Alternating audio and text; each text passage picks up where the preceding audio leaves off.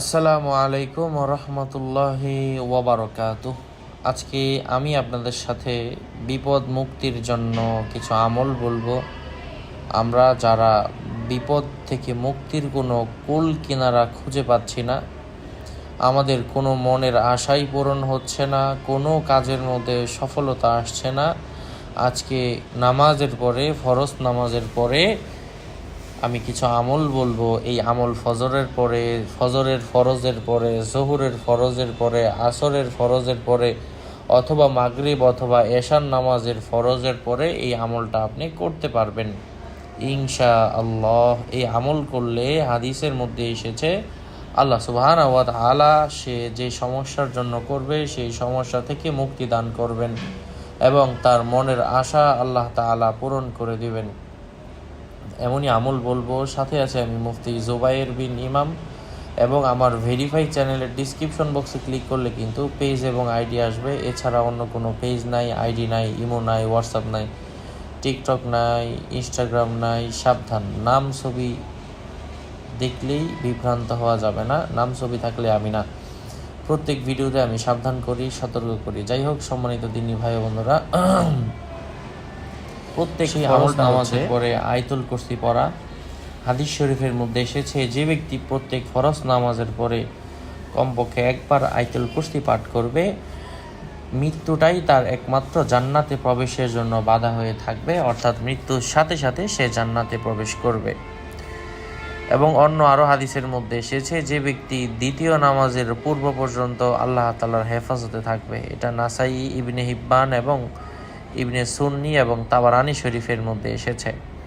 আয়াতুল কুরসি আমরা সবাই পারি। আল্লাহু লা ইলাহা ইল্লা হুয়াল হাইয়ুল কাইয়্যুম লা তাখুযুহু সিনাতুন ওয়া লা নাওম লাহু মা ফিস সামাওয়াতি ওয়া মা ফিল আরদি মান যাল্লাযী ইয়াশফা'ু ইনদাহু ইল্লা বিইذনিহি ইয়ালামু মা বাইনা আইদিহিম ওয়া মা খালফাহুম ওয়া লা ইউহীতুনা বিশাইইন মিন ইলমিহি ইল্লা বিমা শাআ ওয়াসি'a কুরসিয়্যুহুস সামাওয়াতি ওয়াল আরদি ওয়া লা ইয়াউদুহু হিফযুহুমা ওয়া হুয়াল আলিয়্যুল আযীম।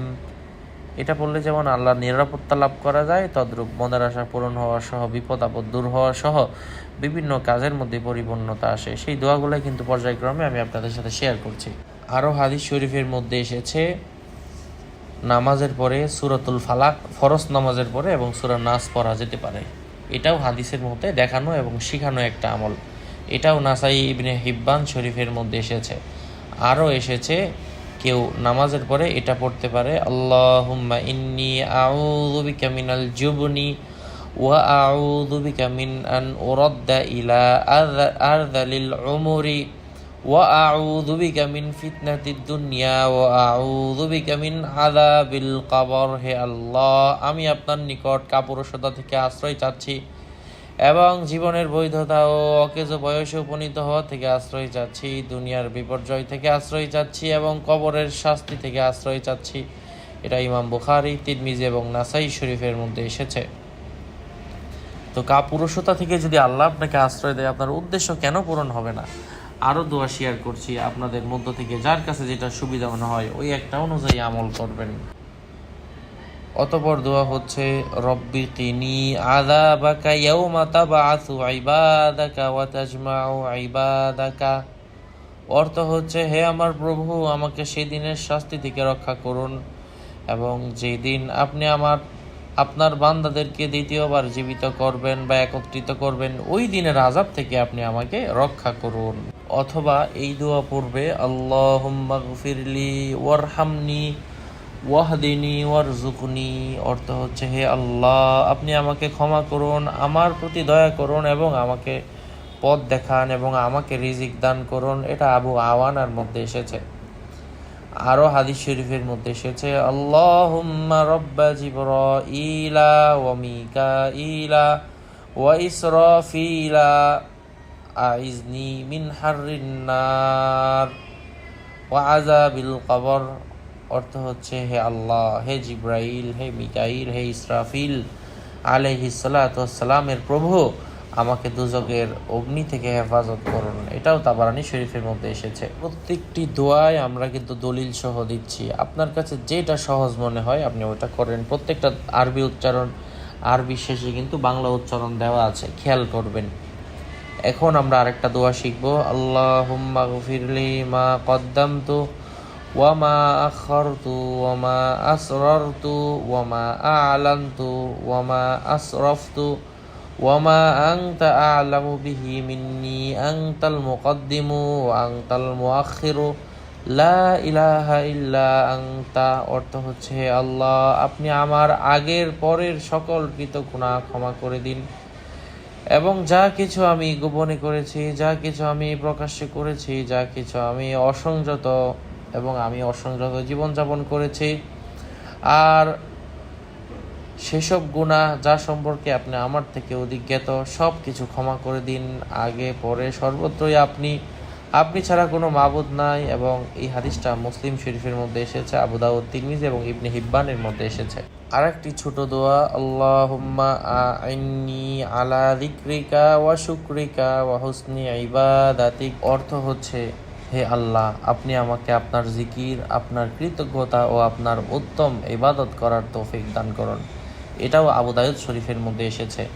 এবং আরও চমৎকার একটা দোয়া হচ্ছে, আল্লাহুম্মা রব্বানা ওয়া রব্বা কুল্লি শাইইন আনতা শাহীদুন ইন্নাকা রব্বু ওয়াহদাকা লা শারীকা লাকা।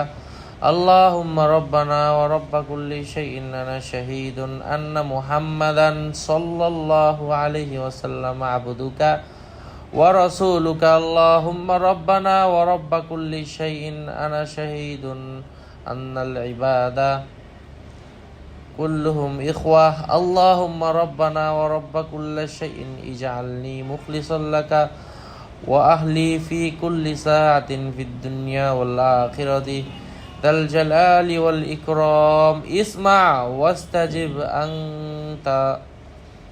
আল্লাহু আকবার, আল্লাহু আকবার, হাসবিয়াল্লাহু ওয়া নি'মাল ওয়াকিল, আল্লাহু আকবার। এই দোয়ার উচ্চারণ এবং উচ্চারণ আপনারা দেখতে পাচ্ছেন, যেহেতু আমি আগে একবার পড়েছি আর বললাম না, আমি অর্থটা পড়ছি। হে আল্লাহ, আপনি আমাদের প্রভু এবং প্রতিটি বস্তুর প্রভু। আমি সাক্ষ্য দিচ্ছি আপনি একক প্রভু, আপনার কোনো শরিক নেই। হে আল্লাহ, আপনি আমাদের প্রভু এবং সকল বস্তুর প্রভু। আমি সাক্ষ্য দিচ্ছি মুহাম্মদ সাল্লাল্লাহু আলাইহি ওয়াসাল্লাম আমরা আপনার বান্দা ও রাসূল। হে আল্লাহ, আপনি আমাদের প্রভু এবং সকল বস্তুর প্রভু। আমি সাক্ষ্য দিচ্ছি সকল বান্দা ভাই ভাই, হে আল্লাহ, আপনি আমাদের প্রভু এবং প্রতিটি বস্তুর প্রভু। আপনি আমাকে ও আমার পরিবারবর্গকে দুনিয়া ও আখিরাতের সর্বক্ষণ একনিষ্ঠ ও অনুগত বান্দা বানান। হে মহৎ ও সম্মানের অধিকারী, আপনি আমার দোয়া শ্রবণ করুন এবং গ্রহণ করুন। আল্লাহ তাআলা যথেষ্ট এবং উত্তম কার্যনির্বাহী। আল্লাহ সবচেয়ে মহান, তিনি সবচেয়ে বড়। নাসাই এবং আবু দাউদ শরীফ এবং ইবনে সুন্নি নামক কিতাবের মধ্যে এসেছে। আসুন আমরা সবাই এই হাদিসগুলো অনুযায়ী আমল করে নিজেদের জীবনকে পরিবর্তন করি। আল্লাহ পাক আমাদেরকে আমলের তৌফিক দান করেন। আরও আপডেট পেতে সাথেই থাকবেন। সুস্থ থাকবেন, ভালো থাকবেন। এই আমলগুলোর মধ্য থেকে যেটা আপনার কাছে সহজ মনে হয় ওইটাই করেন। আল্লাহ আপনাকে রেজাল্ট দান করবেন ইনশাআল্লাহ। কারণ আল্লাহর কালাম কোনো মানুষের ক্ষমতা নেই দেওয়ার মতো। আসসালামু আলাইকুম ওয়া রাহমাতুল্লাহি ওয়া বারাকাতুহু।